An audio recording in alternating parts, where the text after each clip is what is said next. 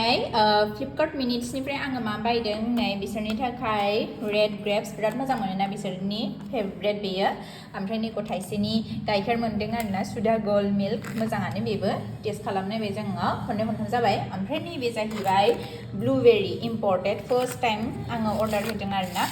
आरो आंबो first time जागोन बेखौ नै माबायदिथाय गथ'फोरनो लाबोदों आरोना बिराद दाम बियो 125 ग्रामल' ओमफ्राय बेयावनो जादों 235 रुपिस दायो आं जानानै नायनोसै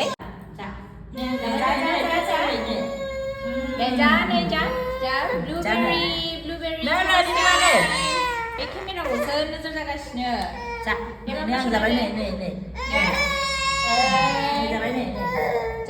नाय ब्लुबेरिया बेनो आरोना फिसा फिसा आं जानायनानै नायनोसै दायो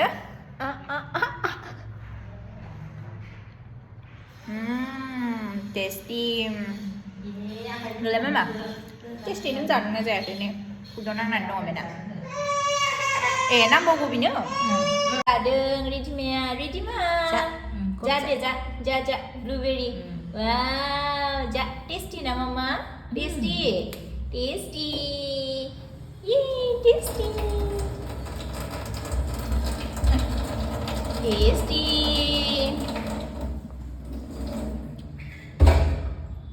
ja